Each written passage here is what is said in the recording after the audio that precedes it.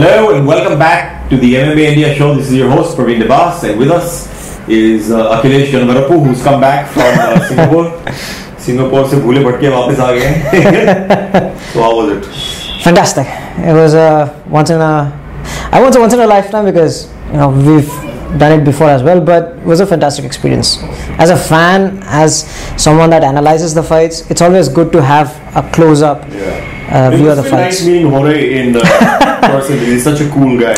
He is, and yeah, I mean, it wasn't just during the interviews that I met him. After the fight, we had the after party as well. So I thought you weren't allowed to take selfies though. In the after party, no one's a journalist. Watching. So it's only when it's not like no one's watching. I'm no longer a journalist. It's okay. You're a buddy. I'm a buddy. Ore bhai. Take selfie. So we're gonna first, of course, talk about Holly Holm. She's so pretty as well, and she's like so fit. She's like a brick. I've said that many times before. Yeah? In person, she's like a brick. She's built like a brick. She's built like a brick. She's built like a brick. Okay. I just ended there. I mean, joke there. I'm not going to go in there. तो आज हम बात करेंगे सबसे पहले ultimate fighter redemption Michael Johnson versus Justin Gaethje. इसलिए हिंदी ज्यादा अच्छी है कि जैसे लिखी जाती है वैसे बोली जाती है. ये बैंचों अंग्रेजी में किसका नाम कैसे लिखा जाता है, कैसे प्रोनाउंस किया जाती है, सबके नामों की मां बहन करते रहते हैं. Try saying Joanna Jacek. Exactly. I am not going to go there again. उसके बाद UFC 213 के बारे में बात करेंगे, एंड सुपर बॉक्सिंग लीग शुरू हो रही है उसके बारे में, एंड उसके बाद हमारे पास एक इंटरव्यू है जो हमने एक ओरिजिनल शाओलिन मॉन्क इंडियन जो सबसे पहले वहां पे शाओलिन टेम्पल आप सबने देखा होगा 36 चेंबर ऑफ शाओलिन, तो उनके साथ हमने बातचीत की. शिफू कनिष्का शर्मा सब उसके बाद उनका इंटरव्यू नजर आएगा. So first things first, Michael Johnson versus Justin. I'm going to stick to Justin right now. Yeah. Justin, of course, was a champ at WSOF. World Series of Fighting. Yes. And he's straight away getting the main event. Main event against a top-ranked fighter, number 5 ranked fighter, who is also coming off a win now. Isn't he coming off a win? Johnson won, I think, his last fight. Poirier, right? Poirier, yeah. Did he lose anything after that? Khabib, was it before Khabib or after Khabib? Poirier was after Khabib. Yeah, so he's coming off a victory. Sure? Yeah. You should do your research before I'm pretty sure he won his last fight. So he's coming with a lot of confidence. Justin, of course, being a champ from WSOF, is coming with a lot of confidence. And they've said a lot of things to each other. Yes. Michael Johnson ने तो उसकी माँ बहन के ऊपर भी क्या कहते हैं लक्षण लगाए हैं कि तुम पता नहीं अपनी माँ का है या नहीं है, या किसका है, या दूध वाले का है या किसका है. So he's got really down and dirty. Right. So what do you think of the fight? See, Justin is someone that everyone wanted to see in the UFC. There was a point when WSOF, now the Pro Fight League, Professional Fighters League, did not let him go. But at the same time, he was still a free agent because he fought his last fight. Rumors started making rounds that he had already signed up with the UFC. Justin said not yet. So there was some procrastination going on. But at the end of the day, he signed up with the UFC because if you talk about the top lightweights in the world right now, Justin Gaethje has to be there at the top. Yeah. His run in the WSOF was phenomenal. He's a phenomenal once-in-a-lifetime kind of a talent. And his ground game, of course, he's a wrestler. Phenomenal ground game. He's got a really good ground game. So if I was on the conference call, and if you heard what Johnson said, Johnson basically said, I know what you're going to do, motherfucker. Yeah. You're just going to wrestle with me. I know what you're going to do. Yeah. But it's not as simple as that. I think if you talk about the most well-rounded fighters, you have someone like Will Brooks. I think Justin also comes in that category. Yeah. Excellent boxing. Excellent wrestling. Yeah. At the same time, Michael Johnson has proved in the past that he has the knockout power. Yeah. So I see this fight getting dirty. It won't be a striking clinic. It won't be a wrestling clinic. Yeah. Justin, again, as Michael Johnson said, will try to grapple with him, will try to take him to the ground, will try to use his submission game. But his stand-up game is also pretty good now. Very good, yes. So as I said, Justin is one of those well-rounded fighters that you talk about. The only thing that I see working for Michael Johnson is his range. He has a bigger range. He is much more clean when it comes to striking exchanges. When his opponent is outside, on the outside, he uses his range effectively. If anything works for Johnson, that would be it. But at the same time, as you said and I said, Justin is one of the most well-rounded fighters in the game today. So it's going to be a dirty fight. It won't be a striking clinic. I see it. I see Johnson trying to use his range, trying to take the fight in the clinches. But at the same time, Justin will use his pressure, try to take the fight to the ground, and use his wrestling. There's a good chance that Justin will upset Michael Johnson. If that happens, he's going to beat a top 5 ranked fighter in the UFC in his first fight. So it has a lot riding on it. It has a lot riding on it. Now even the finalists of the Ultimate Fighter Redemption championship have been, they've been, you can say the names have been announced. It's basically Diego Lama versus Jesse Taylor. Right. So of course Diego Lama was in the UFC. Yeah. So these guys are coming back again. They had a previous. Jesse Taylor was in the UFC. Yeah. So they've been fighters in the previous seasons. Yeah. So what Redemption is, they have an opportunity to come back, earn a UFC contract. That's why it's called Redemption. That's why the Redemption tag. So it's going to be an interesting card. I mean, you have 2 back-to-back very interesting cards this weekend. Another really interesting fight on that card is Mark Diakis. DKC. Yeah.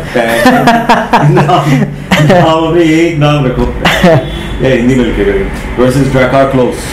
Yes. So I think that's going to be really exciting because Mark showed some amazing moves in his last fight. We interviewed Mark before. One of the most dynamic strikers in the game today. So his last win was a 37-second knockout, if I remember properly.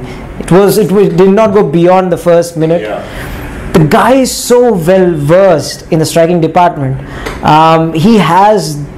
If you talk about Uriah Hall, again I keep mentioning Uriah Hall because he had that potential. Same kind of style. Same kind of style. It's very unorthodox. You do not know what he's going to do. This guy seems much more hungry than Uriah Hall and not as laid back. Not as laid back, and I think he has, he can take that initial impetus that is given to him. Uriah Hall did not do it. Uriah Hall is still languishing somewhere in the middleweight division. But I think when you talk about Mark, it's almost like, who do you give the next fight to Uriah Hall to? Now that we're all taking his name, because of course they need to build him back up. They need to, but it's a long road. Yeah. Anyway, so coming back to Mark, I think he shows a lot of much more focus, but with the same kind of potential. Hunger and potential.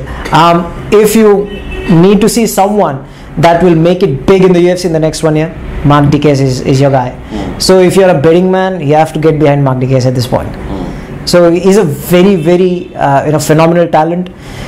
If you have to watch one fight on the card, Justin Gaethje, sure, but Mark Diakis. Just keep your eye on the kid. उसके लिए लेकिन पैसे खर्च करने पड़ेंगे क्योंकि UFC fight पास के तो $9 per month आपको निकालने पड़ेंगे. It's worth it. मैं भी खर्च करता हूँ. मैं भी सब्सक्राइब हूँ. You also. हम लोग देते हैं पैसे UFC से. आज तक एक आना तो उन्होंने दिया नहीं. पैसे देने पड़ रहे हैं उनको. Now there's another fight. Another guy making a comeback on the prelims of 213 is Travis Brown. Of course, when Derek Lewis lost, he did call him out. Didn't he call him out when he lost, or was it before? No, he called him out on Twitter. Yeah, but what I mean is, it was after Derek Lewis lost. After loss, yeah. After the loss. So when he said stuff Derek Lewis had said about Travis and so Travis posted something on Instagram saying, Happy Mother's Day to mom or something like that. I mean, what can you say about Travis Brown other than the fact that he just got engaged to Ronda Rousey? I mean, it's what?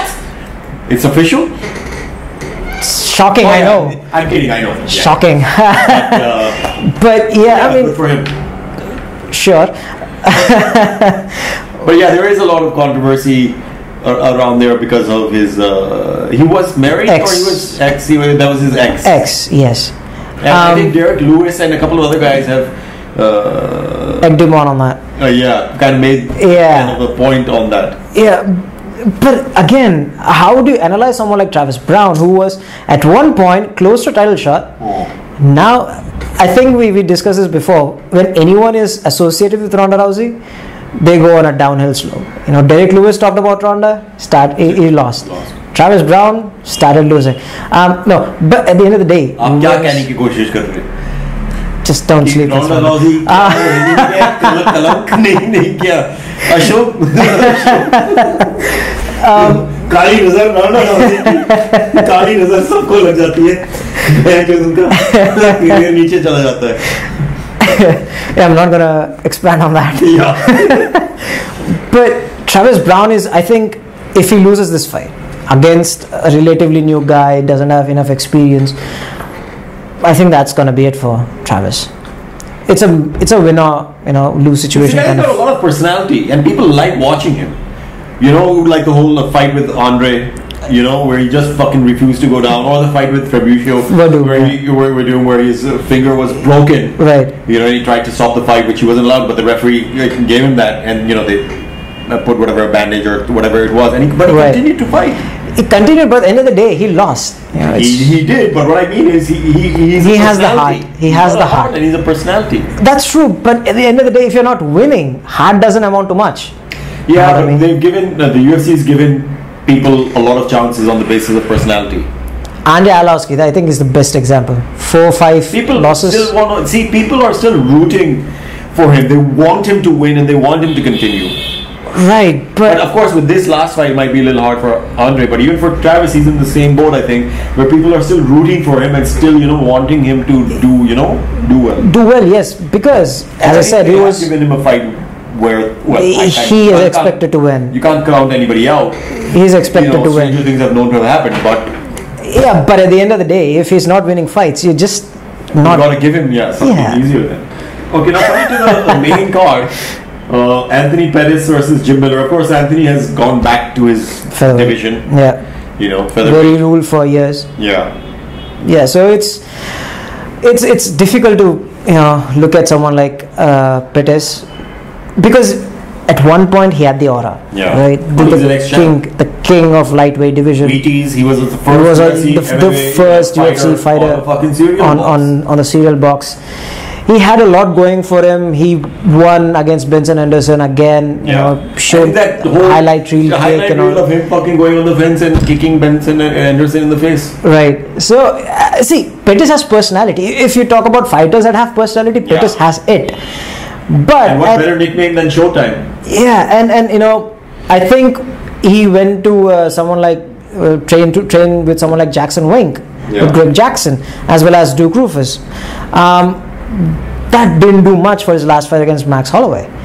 But I think he did have some, and plus it was Max Holloway. Plus, he had some other issues and everything, and it was like we said, it was Max Holloway. And Jim Miller is also a tough guy. He is. His last fight was with Joe Lozon. And it was like a really tough fight. Yeah. So Jim Miller is a gritty fighter. Yeah. He's a you talk about boxers, but then you talk about scrappy fighters. Was it Jim Lozon or was it who did Dustin Poirier fight last? Oh, that was Alvarez. Okay, yeah. So it was Joe Lozon. Yeah. So you talk about Jim Miller. He has good grappling, but he mainly focuses on his clinch game. Mainly focuses on his boxing. He's like Bech Koya. He's a scrappy fighter. He's not a technical boxer kind of thing. So it's going to be a very interesting fight, because Pettis would like to keep that distance, use his kicks, use his versatile striking to take the fight to Jim Miller. But at the same time, Miller would be looking to get inside the pockets, be that scrappy fighter that he is. दूर से लात मारता है.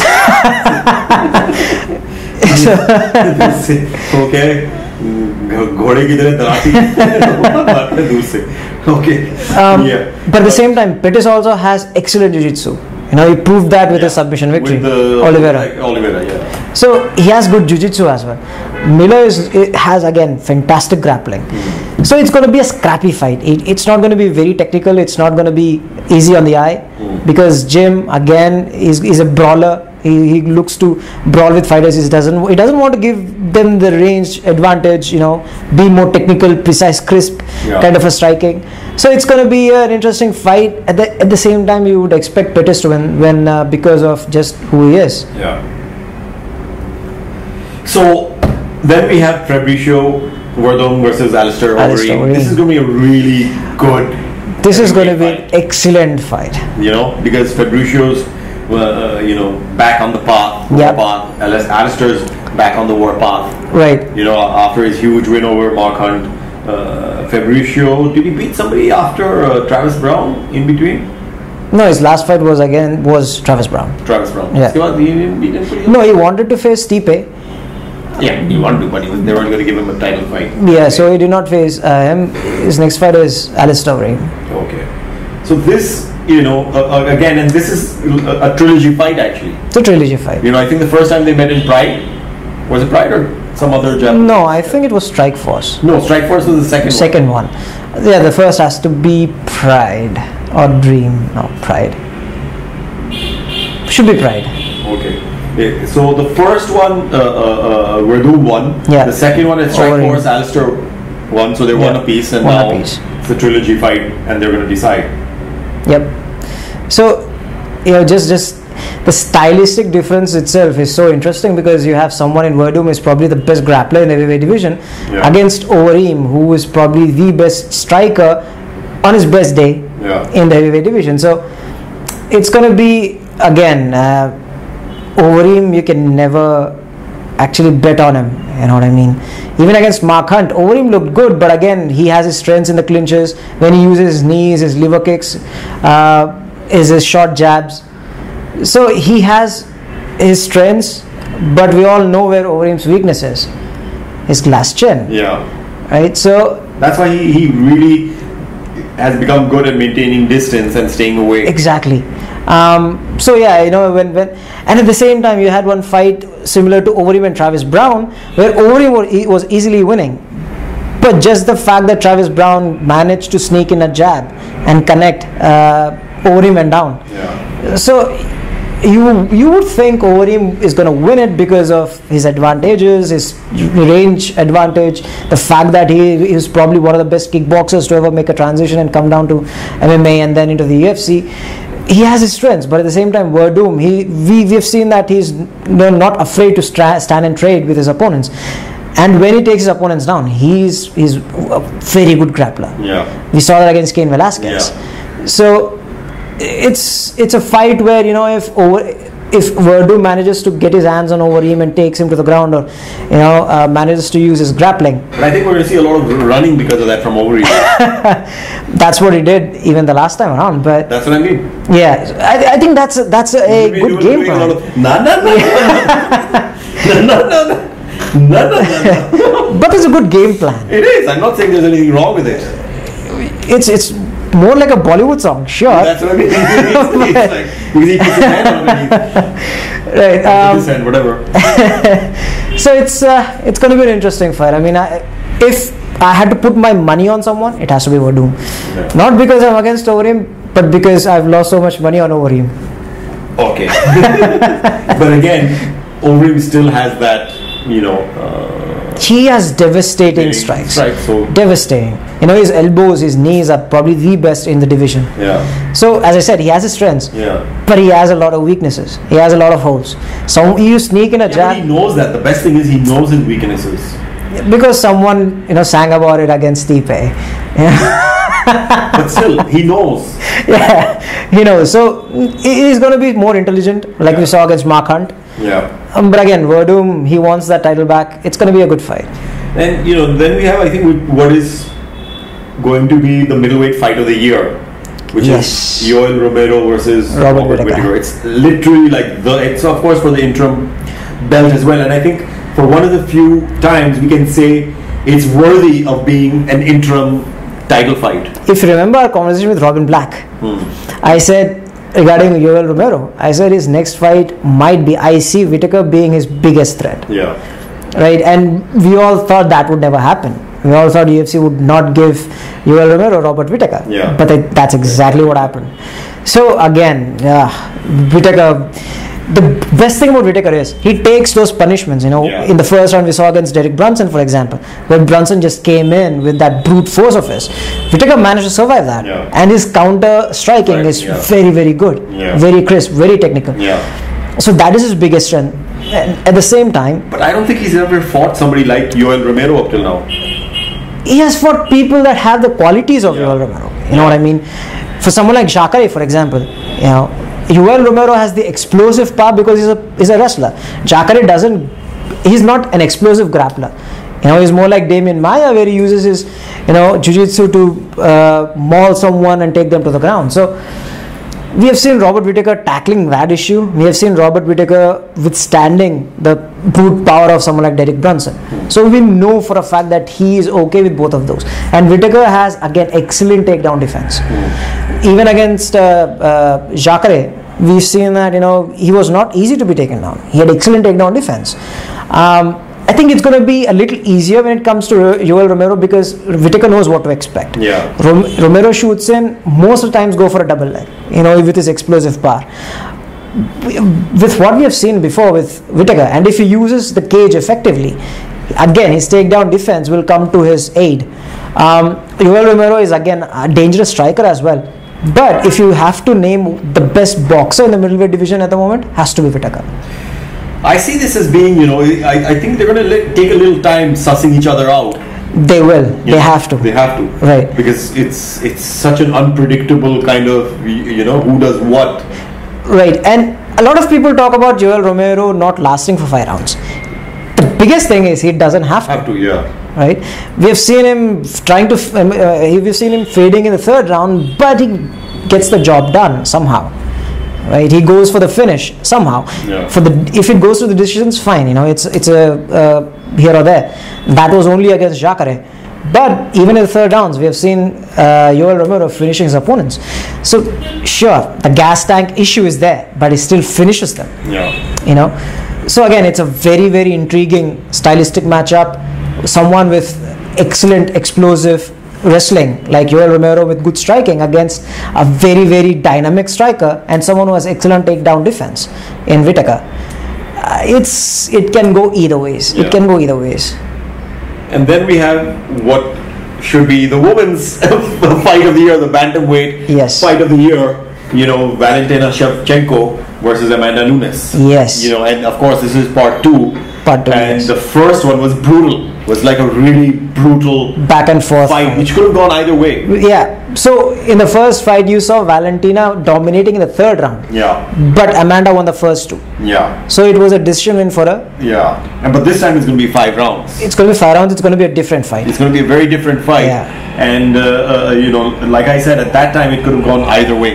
Yes. So both of them have improved so much. They have come along so much. You talk about both of them have a lot of confidence as well now. Exactly. Amanda's the champion. Valentina has beaten people like Holly Holm all the way to Holly Holm, Juliana Pena. Yeah, Juliana Pena. People said Pena would be offer back.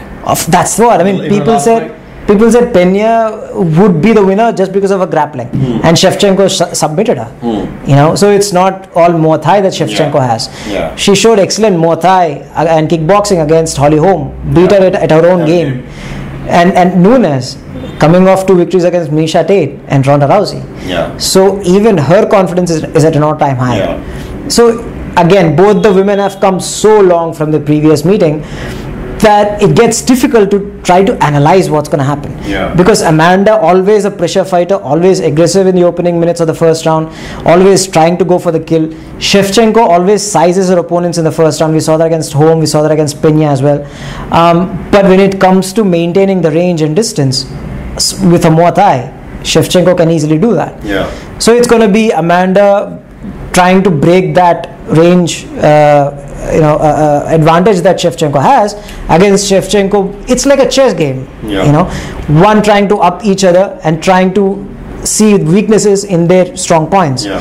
So that's the intriguing aspect of this fight. And I think both, of course, Valentina has such a huge male fan base, and Amanda has such a huge female fan base, and and Valentina is such, like, she dances, in the cage, she fucking goes shooting, she's Muay Thai, she's such a hardcore, chick, but she looks amazing. If you see some of her pictures and photo shoots she's like a babe. Right. But you don't want to mess with her. That's, no matter how good looking she is and how good she looks in the pictures, you do not want to mess with this chick. Because she is fucking lethal. And the worst thing is, I just keep hands up, it's like double trouble. Pension Ben is a fucking kickboxing gem. Yeah. They will fucking kick your ass. Yes. And it's like, you can see that confidence that she has. Yep. You know, and she is in her game and her style. Even if you just see the open workout, Yeah. you know, she's so fucking focused and she knows her game. She's so confident. She's like, I mean, this is going to be such, and Amanda with her stand up and everything, and wins over Misha Tate and Ronda Rousey. I mean, her confidence is at an all time high. I think the defining aspect of this fight is the grappling. Yeah, I do think that, because we talk about Pena being a good grappler, Amanda is an excellent grappler. You know, and both are really good strikers. Yeah. So where Amanda might have the upper hand is the grappling. Yeah. And maybe no. So even in the clinches, we've seen someone like Shevchenko overpowering Holly Holm, right? So even in the clinches, I think Shevchenko will have the upper hand, but in the grappling, you have Amanda Nunes, who's going to have the upper hand with the jiu-jitsu. So again, it's like a chess game. Chess game, yeah, exactly. And I kind of feel Valentina might kind of play the game she played with Holly.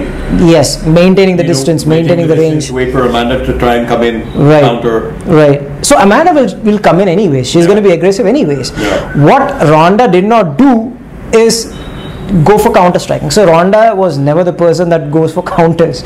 She's always the one that tries to be like bully, she tries to bully your opponent. She tries to come in and bully the opponent. Shevchenko is gonna wait. She's gonna go back, stand against the cage. She's gonna create separation. She's gonna try to maintain the distance, and she's gonna try to work from the outside. So again, it's like a chess game. They both have the strong points. I don't say they have weak points, but at the same time, they would try to exploit the weaknesses or the loopholes that each other have in the games. So yeah, again, fantastic matchup. Fantastic matchup. I'm like dying to see this fight. Who's your money on the Valentina?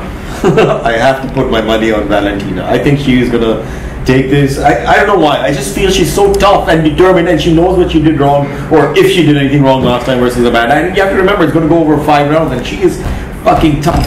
Right. I mean, even I think Valentina is going to come out with the title win. Yeah. The reason I think that, I think she has improved so much. More than Amanda Nunes, I think Valentina is hungrier for the championship. Hungrier? I would have loved to have seen Valentina fight Ronda. Oh, that's going to be a mauling. That's what I mean. A mauling. She never got that chance to fight Ronda, or they never allowed people of that caliber at that time to reach her. Or Valentina came slightly later on the scene, or her prize came later, whatever. But I think, she's such a hardcore, and I think once she wins, it's going to be very difficult to remove her. Right. The next, maybe the fight that I would want to see after that is Holly Holm versus Valentina Part 2. I think Holly will take some time off. She won't be in a hurry to come back. Well, this fight is just happening. I don't think it's going to happen tomorrow. The fight after this is not going to happen tomorrow. It's not. But again, if let's say 3-4 months, I think that's perfect. If I were Holly Holm, I would say give me an easy fight. Yeah, don't give me a more easy fight. You mean? You don't think? Do you think Betch Koya was a difficult fight for Holly Holm? She made it a difficult. She made it a difficult fight. But I'm saying she made it a difficult fight. But what I'm saying is her confidence is back. I'm not saying that's why I'm saying maybe one more. Okay, maybe not this, but maybe one more fight before a title fight. Right. But which fight will that be for Holly Holm? You would go with someone like Alexis Davis, Sarah McMahon. Go back to the pile. Not the top 5. Not anyone from the top 5. Say Sarah McMahon. Just give her a tune-up fight. Give her a tune-up fight. Well, this was a tune-up fight. Betch Koya was a tune-up fight. But until the second round, you did not think it was a tune-up fight. Yeah. That's because, see, she was, of course, she didn't want to, lose to, Betch Koya challenge for the title. Yeah. She didn't want to lose to her, so she was being over, cautious. But at the same time, Betch Koya gave her an opening. She put her hands down, she taunted her. She said... She paid for it. She paid for it. So, again, Holly, one more tune-up fight before facing someone like Amanda or Shevchenko. Because she needs to now come out more aggressively. I feel like she, of course, she is a counter striker. But I feel she does. But the thing is, people know that about her now. They just sit back and wait.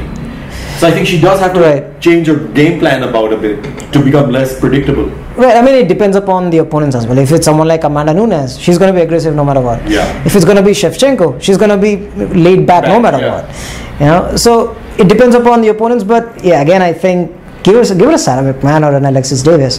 don't give her Amanda Nunes or Shevchenko. Man or Alex Davis तो ऐसे बोल रहे हैं. For Holly, shouldn't be that tough of a fight. Okay, so that was UFC 213. Robbie Lawler and Donald Cerrone were supposed to be on this card, but of course they got shifted to 214. Along with Cyborg and Tonya Venture. Yeah, so that 214 is a huge 214 is a massive card, so we will talk about that later. And of course, Super Fight, the Super Boxing League is coming up. And they've just announced the teams. Yes, and 8 teams. You spoke to Amir yes. Khan today. That interview will probably be out already before this. So, what do you have to say about the Super Boxing League? I think it's great again that Bill Dosanjh is putting money into getting the sport out there. Of course, it takes a couple of seasons, putting everything right. and getting things in flow. But he's putting the money out there. He's investing in the sport. He's growing, boxing as well, apart from MMA. Of course, I think Amir told you today that Bill Dosanjh is betting on MMA. And Amir Khan is investing in this super boxing. Yes. And, they're growing 2 sports like this, which are interconnected. And, I think we were talking about this, that it is kind of a prequel to the Conor Mayweather fight, because they have quite a few MMA fighters in this as well, right. who are boxers, right. like an Asha Roka or a Sandeep Daya, right. who are from the boxing Super Fight League, and even Pawan Man, right. who are from the Super Fight League, yep. but have gone back to their roots, which is boxing, and right. into the boxing league. Of course, I think it's good because these guys don't make that much money, and if they're getting another opportunity to make some money and fight, I think so good for them. I think going back to Daniel Isaac, where he said they should only invest in SFL, only invest in MMA. I think there are 2 ways to look at it. One, yes, you need more push for MMA, and Bill will do that. They're coming out with the 2nd season of SFL later this year. But for how long will you count on just one Vijendra Singh to promote boxing in India? But don't you think both are interconnected? My whole thing is, I think they're hand in glove, where they are promoting each other as well. Boxing will make you want to see more fight-related stuff. So, if you've enjoyed the boxing, then comes MMA, right. and you're like, oh, let me see this, for now. And if you've enjoyed the MMA again, then when boxing comes, you're like, oh, right. combat sport, let me, see some boxing again. So I think they are kind of interrelated in terms of, developing the Indian audience. Right. So, as you said, it's hand glove. I mean, both are combat sports, both are hand-to-hand combat.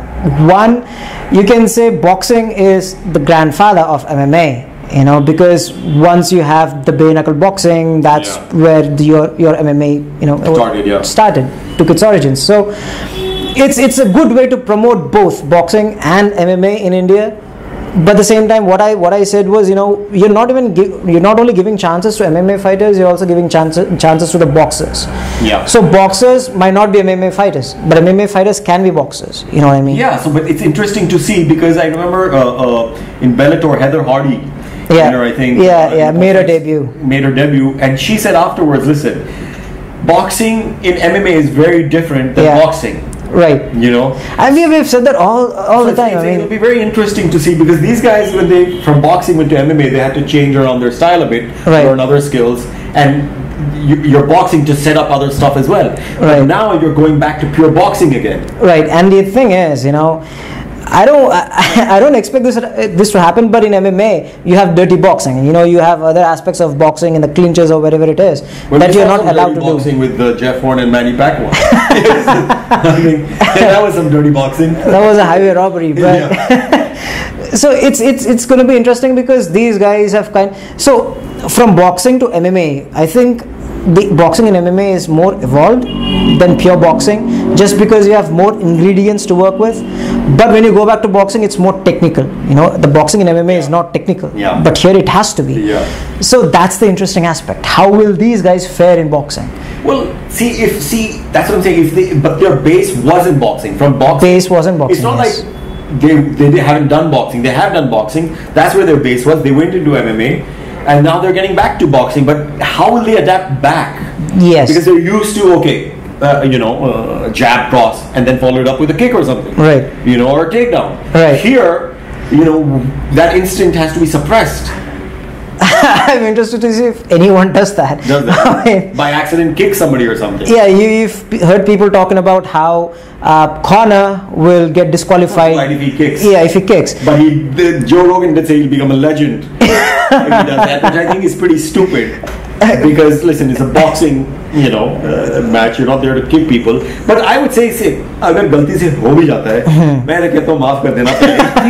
ठीक है, वापस boxing कर रहे हैं MMA के बाद ऐसी गलती हो गई तो I don't know what the judges or referees will do, but I would say मैं तो माफ करने के लिए तैयार हूँ. Yeah, I mean that's the thing. It's a very interesting scenario where you have the MMA fighters, ex-boxers going back to the roots in boxing. So how will they fare? How will the entire thing unfold? It's a very interesting, a project that was undertaken by both Bill Dosanjh and Amir Khan. As you said, I talked to Amir Khan just a couple of hours ago, and he was so enthusiastic about SBL. Yeah. He was enthusiastic about boxing as a whole in India, and the stage that SBL can provide to the fighters you might not have seen in SFL. Yeah. Because boxing does have very deep roots now. Right. Sorry, you were going to say something else about SBL? You were saying something else? Yeah, so that's the entire thing. People are so... Amir Khan himself is so enthusiastic about the future of SBL and what good it can do for the Indian fighters. Yeah. Because you see, boxing is coming up with Vijendra Singh becoming professional. And of course, our team was there at the press conference where they announced Vijendra Singh's fight with Zulfikar. Yeah. And that's going to be a really interesting matchup. They got some really good boxers, Akhil Kumar, Jitendra Kumar, Neeraj Goyat, I think, who's also in SBL. SBL right now. SBL. So that's going to be really interesting. It is. The fact that he's in SBL, I think it's great, And I think that's how, we were just talking about how, MMA fighters don't get the chance to fight on a lot of promotions because there's this whole thing between IMA and the federation, and not crisscrossing and fighters owing their allegiance, which is all bullshit according to you. You're a fucking fighter, you're a boxer, you owe your allegiance to the sport, not to an association, not to a federation. It's like not to anybody who is trying to enslave you or to make you feel like you can only. So I think it's great the fact that a guy like Neeraj Goyat is getting an opportunity, not just him, but also Pawan Man is getting an opportunity to fight in the Super Boxing League and also the Boxing League, which is going to be started by iOS. Yeah. So I think it's great that these guys are getting this opportunity, because at the end of the day, the sport is for the fighters. And we keep saying this. They're for the boxers, for the fighters. The sport is for them. It's not to assuage these guys' egos who want it to be all about themselves rather than sport. Themselves. And, you know, allegiance to us and all that bullshit. This is what it needs to be. Listen, it doesn't matter who the fuck is sanctioning or who it doesn't matter. You don't owe your allegiance. The body which is sanctioning that fight needs to just sanction the fighter, what medical test, whatever is their job of maintaining standards, which is something they actually never look into. That is what you need to do. Fighters should be able to fight anywhere. If you look at America, of course, the minute we say that, people start saying, "Oh, we are not as developed," blah blah blah. We're not as developed. So you don't owe your allegiance to the state commissions or any associations. You owe your allegiance to the company who has signed you on and is paying you. Here, you owe your allegiance to somebody you are paying yearly amount to. Anyway, that's a whole different story. But like I said, I think this is great that these fighters, the Super Boxing League is coming up. Vijendra Singh versus Zulfikar. Then we're going to see the iOS Boxing League. I think it's great that these opportunities, and I think Vijendra Singh has done so much for boxing in this country. And that's what I said. I mean, Vijendra has done so much, but at the end of the day, he cannot be the only entity that takes it forward. Of course, they have brought in, like I said, Akhil Kumar, and he seemed a bit out of shape, but hopefully he will be. There is time. He will get back into shape. Very talented boxer, one of the first big names to come onto the scene. Jitendra Kumar, Neeraj Goyal. There's a guy I think called Dharmender Grewal also who's really good, and I think he fought on the last card as well. So there is a lot of talent, and of course it comes from, a lot of them are Sade Jats. So much pride going into it. Of course. So, and they're coming out, a lot of them are coming from Haryana and Bhiwani. Yeah. It's like you need that one place yes. where it's you look at each other. It's like the women wrestlers came out of Haryana. Yes. So and it props everybody up, and you have this. And I've been to that gym. It's literally in the middle of nowhere. It's in middle of rustic Haryana, and there is no reason that except that there is of course a fighting spirit in Jats, and I'm guessing that that's where it comes from. उनको वैसे ही लड़ने का शौक वैसे ही लड़ने का शौक तो अभी ये है कि पैसे के लिए पैसे मिले लड़ने के लिए they must be like लड़ेंगे और पैसे मिलेंगे मैं पैसे दो. It's like that, it's like लाठी नीचे रखो boxing gloves पहने और and fight. So I think it's something to do, of course, with that. In a region just develops it. I'm not saying there's not good boxers from elsewhere. I think the Northeast is, of course, and the infrastructure. When we talk about Haryana, it's not even just about infrastructure. But Haryana has the best infrastructure for boxing, for sports. But if you look at the play Bhiwani, it didn't have. But it had a lot of heart. These guys had heart, and they came up. And खेत में खोते हुए, do this and that, and you put the stuff together, and they're there. And like I was saying, Northeast is a cauldron of talent. Yes. You have so much talent over there, and I think I forgot. I was this girl I think who just won the national or something. I forgot, from the Northeast, and her mom is selling vegetables. She helps her mom sell vegetables still, but still she's a champ. Somebody found her and they started training her, and and she's got a lot of skill. And she's coming up there. So all of these places, they've got icons to look up to. You've got a Vijendra Singh, you've got an Akhil Kumar in Haryana, in the Northeast, of course. You've got a Mary Com, and you've got your Shiv Thapa, and a lot of these guys, and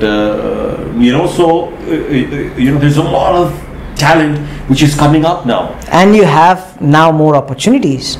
That's what I'm saying.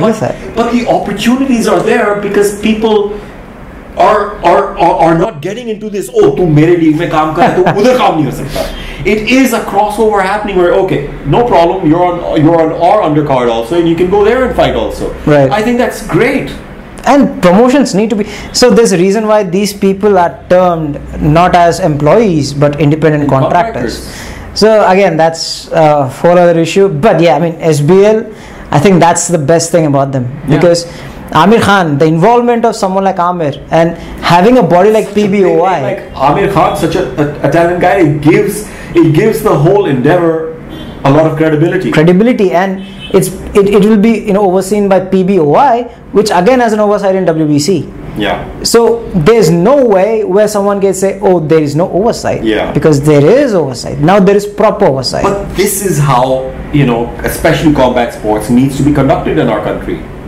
It's going to take some time though. Well, it is, but at least this is somewhat where it's where you have oversight of another world body. Yes, a governing body, and not just Mubola. Someone that actually has power within, or you come under the jurisdiction. It's not like India is not in our jurisdiction, but still they can use our name. You know what I mean? So I think this is a great situation which is coming up in boxing. And I think the same thing needs to cross over into MMA. It needs to. It needs to. It has to. It needs to. And this is where we should be all working towards, is where any fighter can go.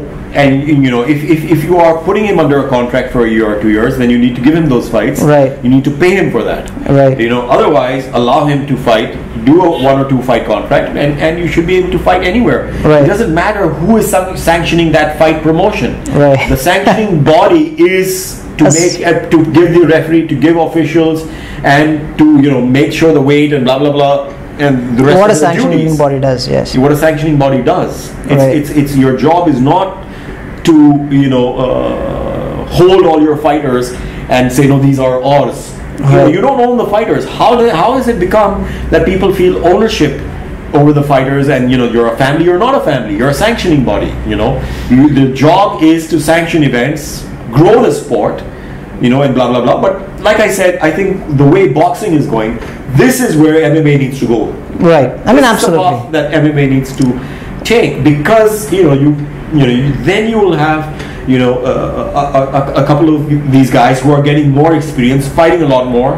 and different kinds of fighters, all kinds of fighters, and where you will then have the best of Indian MMA fighters actually emerge. Right. The thing that helps boxing in this case is it's an Olympic sport. Simple as that. Yeah, the day MMA becomes an Olympic sport, holy shit, everything's going to change in India. It has to change in India. Or at least, Olympic recognized sport. An Olympic recognized sport, yes.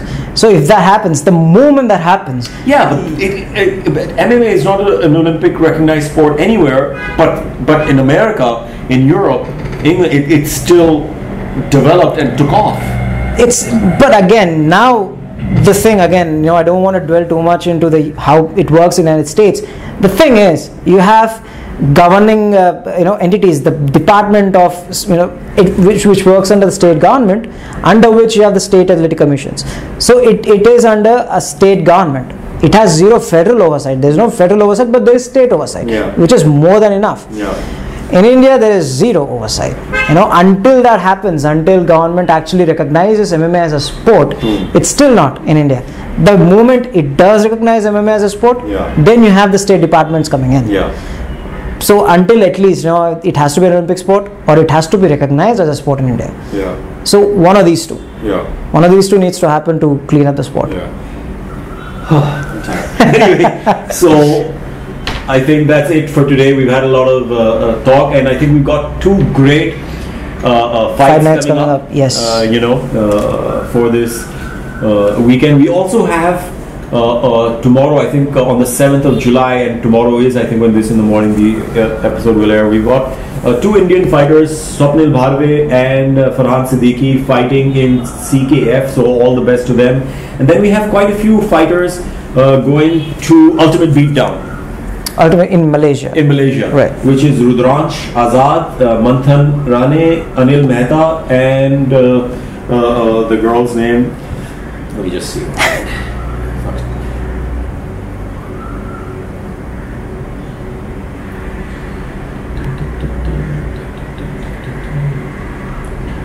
Akshita. I was about to say, and we'll be right back. So Akshita, Rudransh, Anil, Manthan, all the best to them as well. I think their fights are on the 15th, 16th, 17th, 15th, right? 15th. In the 15th. So it's great, all these fighters are going abroad in some, I would call them international regional tournaments. Right. International regional tournaments, but again, it's great that they're facing international caliber fighters. I think Swapnil Bharve, in fact, is fighting a Chinese guy who's ex-UFC. So I think that'll be a really good test for him. And so we wish all of them the very best. And hopefully, when they're back, we shall get some of them on the show to interview. Thanks so much for seeing the show today. Don't forget to subscribe to our channel if you are watching it right now, or even if you're not. Subscribe to our channel and follow us on Facebook, Instagram, Twitter. And now we have for you the interview with Shifu Kanishka Sharma, a legit Shaolin monk. Very interesting interview. Here it is. Watch and take care. Hi, and welcome back to the MMA India show. We have a very special guest today, Shifu Kanishka Sharma. And there's a lot to say about him. So let me start by saying, all of us, I think when we were kids, we were big fans of 36th Chamber of Shaolin, and that's how a lot of us got interested in martial arts, especially me. I was a big fan of 36th Chamber of Shaolin, and then the return of 36th Chamber of Shaolin. And by the way, the actor in that is still acting in movies. He's done a couple of special appearances. In fact, he was in Chandni Chowk to China. Gordon Liu. Yeah. He was in. He had a role in Chandni Chowk to China as well. So, Kanishka here, Shifu Kanishka is an actual Shaolin monk, and apart from that, he also trains the special forces of India, most of the paramilitary special forces. He is also into choreographing and training some of our biggest Bollywood stars like Mr. Akshay Kumar and Mr. Shah Rukh Khan for Dawn, and recently Mr. Sanjay Dutt, and he also has his own facility near Nainital now. So what do you do at that facility basically? I run training camps and the multiple martial arts systems which I've learned. No, but for normal people who can come there and learn? Yeah, so I run basic courses, I run intermediate, advanced and specialist courses which I call pro martial artists from every field of, whatever field of martial arts they specialize in. They come and train. Now starting from the beginning, I want to, please tell our viewers how you got into martial arts and your journey then to the Shaolin temple as well, and learning there. So as you just mentioned, it started with 36 chambers of Shaolin. And though in India at that point of time there were hardly any Kung Fu practitioners, so I started with Goju-Ryu Karate. And I got my first Dan black belt there, and then I did Kung Fu Tua. So where was that? That was in New Delhi. In New Delhi, okay. New Delhi, and then I did Kung Fu Tua. It's Iranian style Kung Fu. It's very popular in Iran, Afghanistan, Netherlands and all these places. It's pretty widespread. Kalri I had a 1-year experience in the southern style, and in 2001 I finally decided to quit my job and do something which was my passion, which I'd been doing. So somehow I managed to go to the Shaolin temple. In 2001? In 2001. Okay. And my body was in excruciating pain. While training, you mean? Yes, because mostly in India, if you see classes happens 3 to 4 times a day, 2 hours each. It was 7 to 8 hours training a day, and it was very tough. It was very, very tough. And I didn't know actually. After 3 to 4 months, I actually realized when my teacher told me that you're the first Indian, I would say, after Bodhidharma. Okay. Actually, as a warrior monk, got trained there. So I was like. Was it kind of like they show in Kill Bill that she has to keep punching the trees and everything? Yes. Somewhat like. I'll give you a little brief of my training there. We would get up in the morning at 4:35. We actually brushing our teeth, stretching our legs. We have to run this mountain. Sorry, I'm just going back. On what basis do they accept you? Do they accept anybody, or how do they accept you? I'll tell you. People join there, they start training, but they get into this, particular group where an instructor is allotted. So I was also put in there. It was actually after 2 years of training in groups, my teacher, Master Shi Jun, he saw me and he called me, and the translator was also there. He actually accepted me as a disciple. And I can tell you, my training went like 360 degrees like this. Because by that point of time, I was only learning forms and movements, stretching, hard training, like running 1,000-meter mountain in 20 minutes, calling back like a dog walk, going down, holding a squat position for 1 hour every day. It was not easy. It was very tough training. But then he actually introduced me to combat Kung Fu, which people in India, I can guarantee you, 80% of the people think Kung Fu is just like animal Kung Fu. It's nothing to do with that. That's because of Jackie Chan also. It was the monkey style, snake style. But actually, people don't understand. Jackie Chan was a Chinese opera dancer. He was not a pure martial artist. So, vis-a-vis Jet Li, he was a professional martial artist. There's a difference in both of them. With due respect to Jackie Chan, he's an amazing person, and everybody love him. Including me. So Kung Fu is basically, in combat scenario, it's categorized in 5 segments. Ti, Da, Shoei, Na, Dianshu. Ti means to kick. Da means to strike, punching. Shoei means to wrestle and throw. Na means to lock, submit the guy. Dianshu means hitting on the pressure points of the person to put him down. And what is MMA? Kick, punch, grappling, and submitting, and that is Kung Fu. You see, Chinna, which is the art of grappling and locking, is a forerunners or forefathers of Jiu-Jitsu. Karate was born from Shaolin. When the Japanese monks visited and they went back. The forerunners of grappling, the first martial arts of China was called Jiaodi or Jiaoli, and today it's known as Shaojiao. from which jiu-jitsu and judo was born. So that if you see, the dress is also very similar. Yeah. The way they do. But over the years, because of modernization, wushu came into the existence, which is sports kung fu, became very popular because it gives you jobs, you get medals, rings. So the traditional kung fu, which is called Chuantang kung fu, got apparently lost. I was lucky enough to find masters who trained me into that.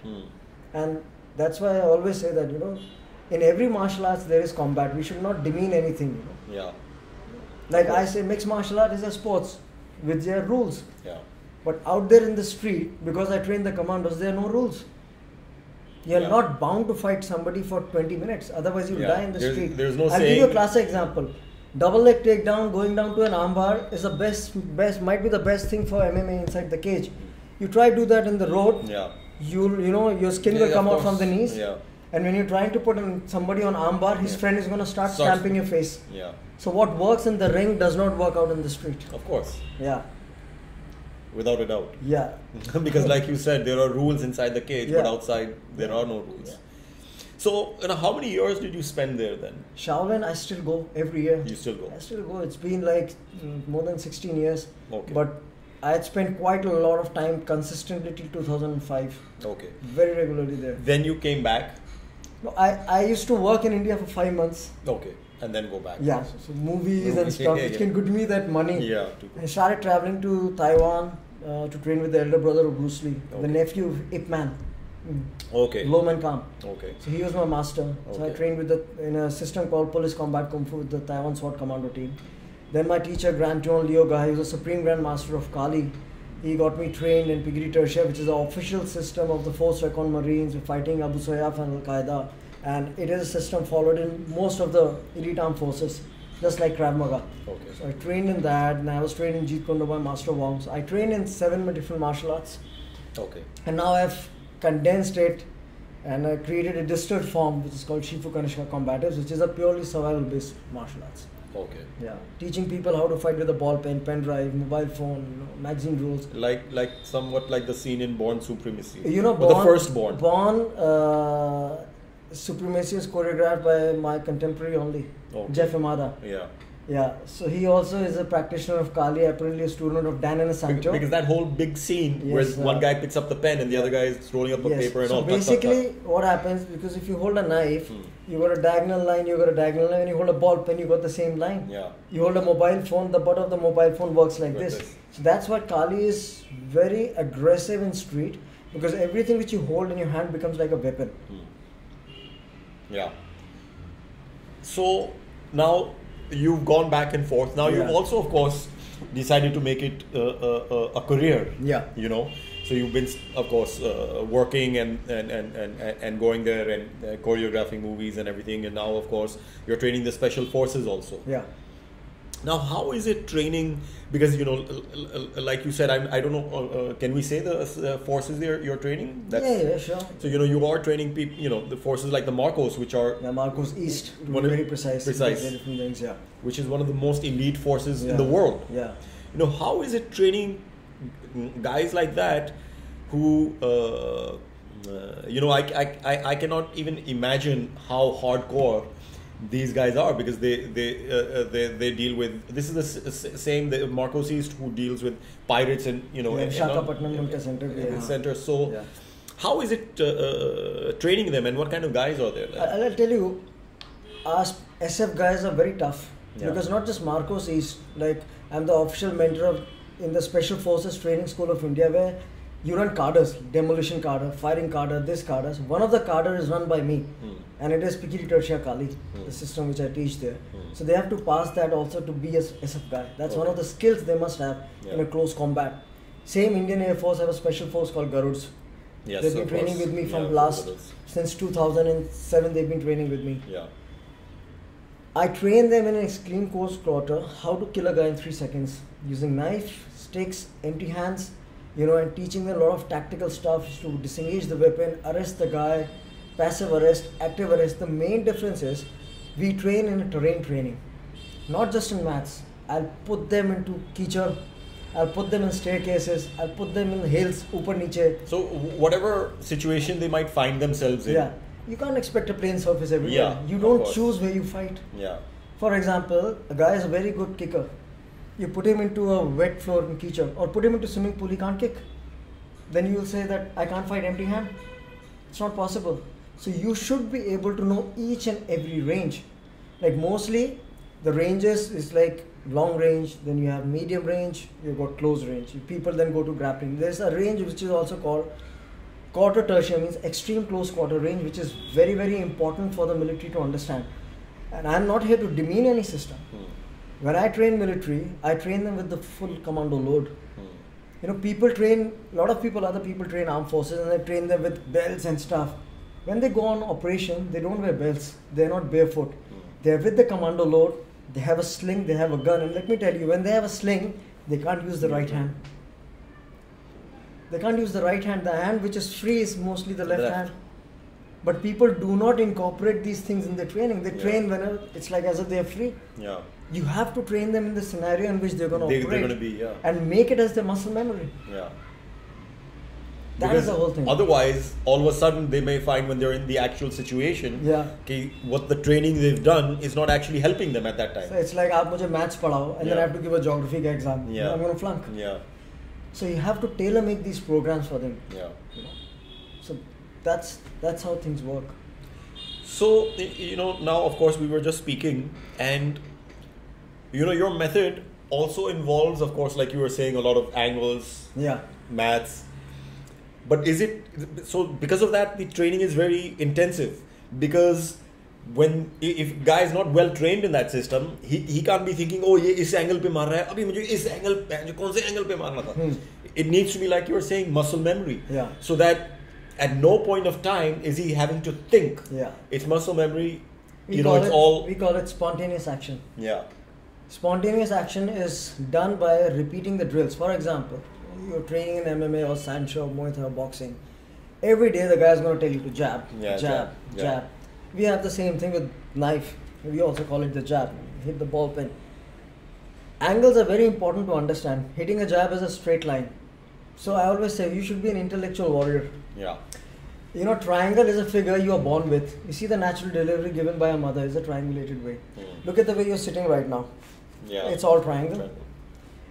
From here to here there's a triangle. It's a triangle. It's a triangle. Triangle has three sides. What is number 3 in the body? Look at this. Apex 1, apex 2, apex 3. You got 3 joints. 1, 2, 3. 1, 2, 3. Once you understand mathematics, to destroy a triangle you need to destroy one side. To destroy a guy and to disbalance his force, you have to destroy one of the apex. Then we come to number 4. Number 4 is a square. A building is based on 4 pillars. You got 2 hands and 2 feet. 4 also represents bisecting line. When your and my hand touch each other here, it gives 4 angles. You might hit me from here. It is giving me 4 angles to hit you. I might hit you, you might block, but it is giving me 4 angles to hit you. So it's a science to understand. Don't mug up things. The moment you understand it as a science, you understand the pure nature of combat, which means counter on motion before attack time. That is combat. Blocking and hitting, I say, is a little amateur level of fighting. Blocking and hitting at a simultaneous time, which Bruce Lee made it very famous, is a higher level of study. Combat is counter on motion before attack time. On your preparation to attack, that you want to hit me and I hit you, is a real offensive now, system. One more thing I want to ask you, something we were just talking about, is you were saying more effective than a punch is a slap. And what resonated in me is one of the most famous MMA fighters, a guy called Nate Diaz, uses a thing called the Stockton slap. You know, and I think more than, like we were saying, see, you know, you punch and you take it and this and that, there's a certain thing. Like even in our Indian system, जो एक थप्पड़ की जो बेइज्जती है, वो थप्पड़ खाने में ही आदमी थोड़ा शॉक हो जाता है. आप तो ये from Bollywood ना, वो कहते हैं ना थप्पड़ की गूंज सुनाई देती है. मैं अभी आपको समझा देता हूँ. You look at this. This is a hand. When I punch, look what is moving. The energy goes back. When I slap, the energy goes inside. You punch, you see all fighters after the fight they're putting ice. When you slap, the energy goes inside. You slap the water, it comes up. Body is 70% of the water, and that's why By nature, we have gone against the nature. When you were born, I was born, the first thing we did was to start grabbing things. We got angry, we started throwing things. Yeah. We started biting. We started slapping. Till today, when people fight in the street, they slap. Yeah. No, they don't jab. Because the jab is what we build. Slap is what we have. We never train.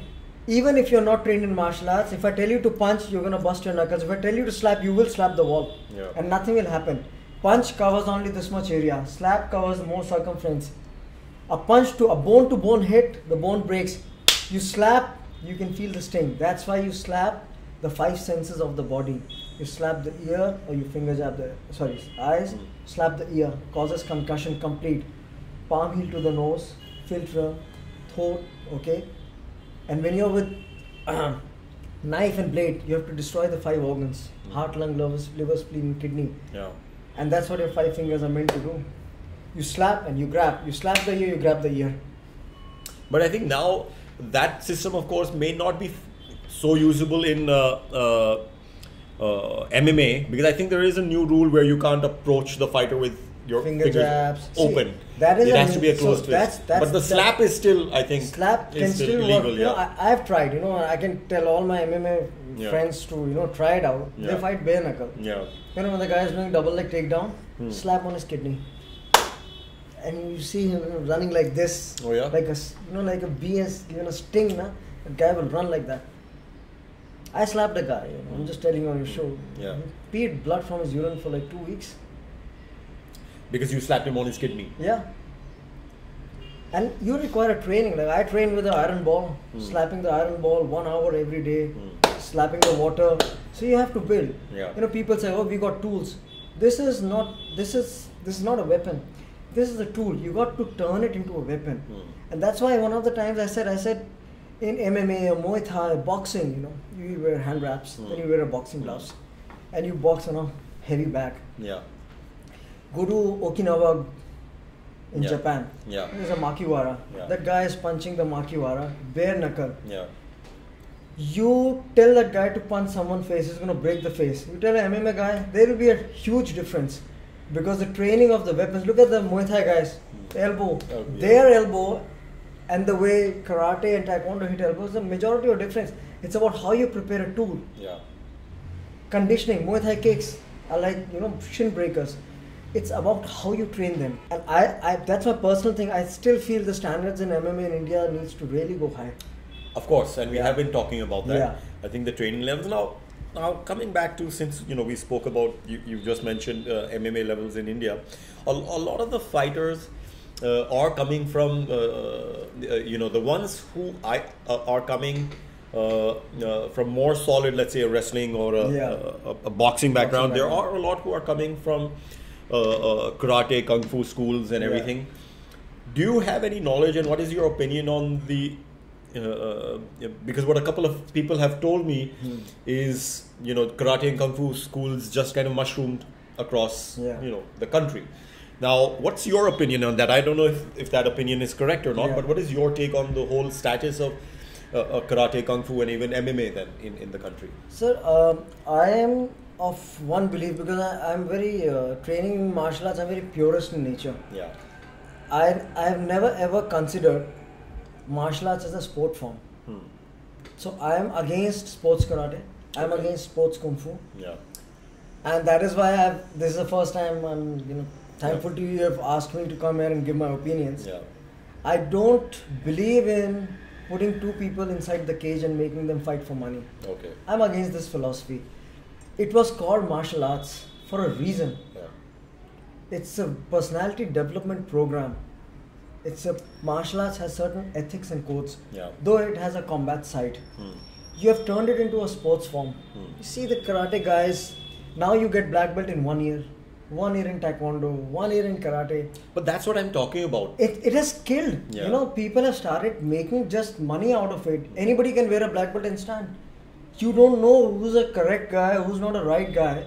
It has actually dissolved the essence and ethics of martial arts. But how does the Indian public, the Indian guy who has seen like you, you know, the 36th chamber of Shaolin and wants to, or some other Jackie Chan or Jet Li movie now and feels that passion कि ये मुझे सीखना है यार, ये मुझे करना है. There's a passion, you know, that's where we all start from. And then he gets maybe into the, you know, I can't, who is to say that the karate school on his corner, how does he know, you know, that... so I feel pata chal jata hai, sir.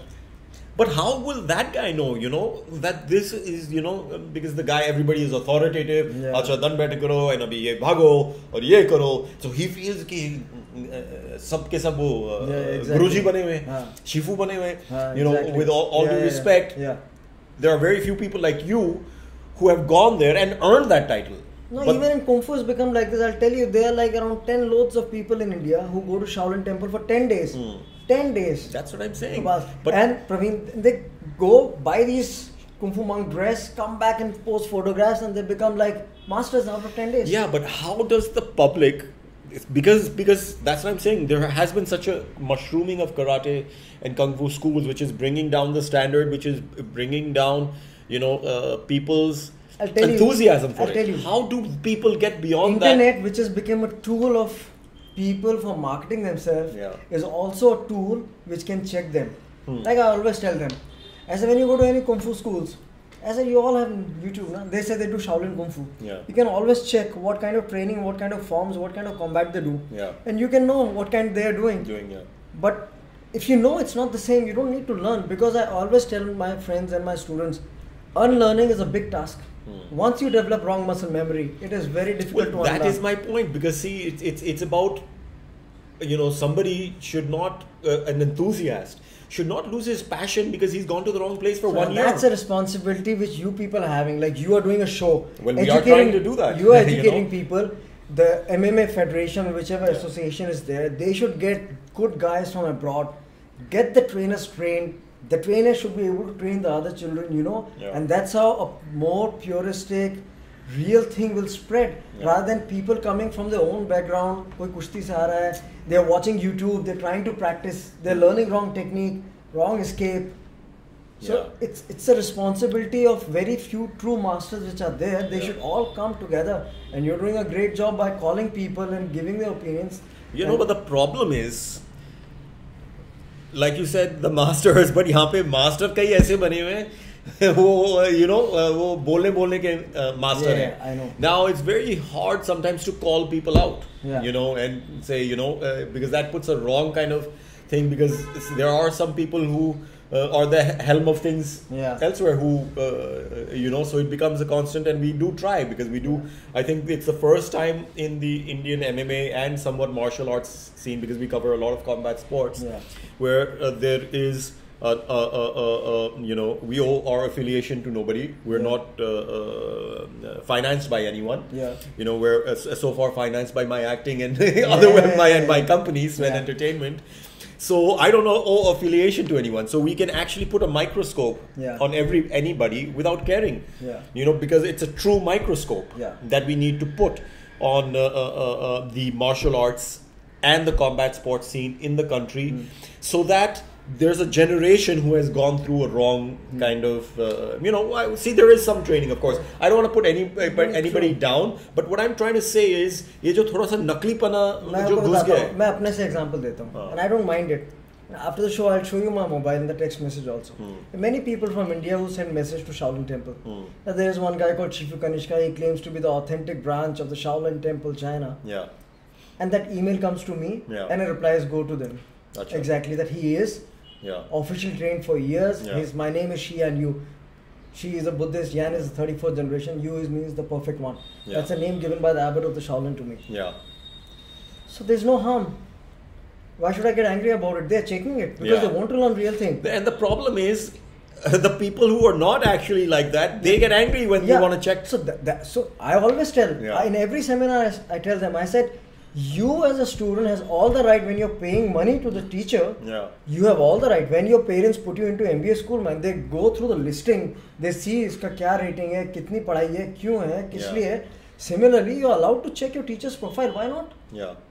Why not? There's nothing wrong in it. One should not feel bad about it. Many people have asked me, Shifu, where have you learned Kali? Do you have an iCard? Yes, I do carry an iCard with me. That's my iCard.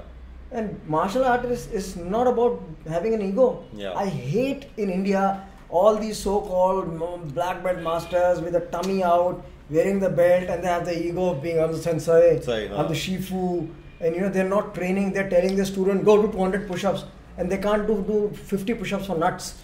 Well, that's what I was just talking about. See, it's the whole authoritative thing and the ego thing, where they have the control over the students and everything just by, like you said, ki jaake ye push up karo ya bhag ke aao.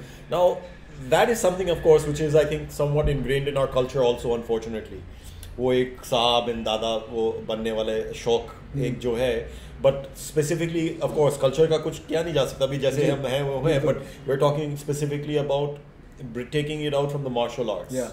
You know, because वो दूध का दूध पानी का पानी, you know, होना चाहिए, and everybody, and like you said, people need to do their own research. Students, everybody learning also. Like, I've trained with masters who trained, like my master, Grand Tuan Leo guy, is a supreme grand master of Kali. You know, he also taught Dan and Santo Kali. He's 79 years old, and he trained 6 hours. Like, you know, you lead by example. At 79, that guy is kicking her ass. You know. You see the way Bruce Lee used to train. You see your teachers training. When I train the commanders, I don't sit in the chair like, no, I do with them. Yeah. And that's what earns, because respect is earned. It cannot be demanded and commanded. Yeah. I always believe that. Like in your film industry, say, you give me one chance, I have to prove myself after that. Yeah. But it all boils down to students who are searching. They have to have that effort. And you know, one more thing which I've seen in India, people have money to spend 10,000 rupees in a pub. They have money to spend on their passion. But when it comes to giving money to the martial arts teachers, even if they are authentic, they don't have the money. They want to curtail the price. And that's why teachers don't like to teach. And I don't understand this thing. This mentality, you know, I've spent lakhs and lakhs of rupees for my training. See, that's a culture. कि वो एक ad था ना कि ये you know Boeing aircraft है ये वो, and the guy is saying mileage कितनी देती है. So I think वो एक जो वो है culture और जो हमारा हिंदुस्तानी पना है कि एक वो करने का वो मेरे ख्याल से जाएगा नहीं. So that's, I think, one thing that people just have to, you know, it's something which is there, you know. वो आप 200 रुपए बोलोगे तो सामने वो बोलेगा यार 100 रुपए में नहीं होगा क्या. So which is not nice, especially in terms of, see, because it's not respectful of the, you know, of the guru, you know, and shishya relationship as well. You know, there is something, it's like this, but I think it's more a thing with the parents. You know, rather than this, it's the, because so anyway, that's a whole different ball game. लेकिन मैं एक चीज आपको बोलूँगा, this is a difference which I've seen in last 4 years. A lot of young, good, educated people are coming in the field of martial arts. Yeah. बच्चे जा रहे हैं बाहर, they are training and they are coming back. They want to do good. I think it's also that people are also realizing that the martial arts are still very relevant and very important in the society we live in today, even our own country. You have to have a self-defense system. You know, you can't roam around with a bodyguard. You know, it's a system of getting rid of the fear and walking with the confidence that, you know, I can deal with any situation. Not like just fighting, any situation. My son was, now he's 6, but I put him into karate, I think 2 years ago when he was 4. Same, my son is 7 years old and he trains in my dojo, but I don't train him. I put him in the instructor. Yeah, so now he's also, you know, training in some MMA as well, but I did feel it's very important that they have self-defense techniques because of the times we live in as well. And you know, whether it's mixed martial arts, whether it's kale, it is important that you know any form of authentic martial arts taught by a good teacher is by very a good important. Teacher, exactly, because you need to know what you're doing. Because all systems have something good or bad, or bad into it, you know. So no system is perfect in the world. Every system has its own USP. But important is, you know, they say there is no good or bad student, there is only good or bad teachers. Well, on that note, Kanishka, I would love to have you again, because I think I kind of feel there's a lot more to talk about. And you know, one thing we would love to have is join you whenever you're in Mumbai sometime. Maybe we can organize a gym, or maybe if you're having a seminar, we would love to come and cover it and learn something and teach something to everybody watching as well. But I think this is a long conversation which can go on for a long time. So I think we should break it up into 2-3 parts. So you're leaving now from Mumbai, but you will be back hopefully. So hopefully, you know, we'll do the second part of this. We're planning a seminar in November. Okay, great. So that definitely, but November is still 3-4 months away.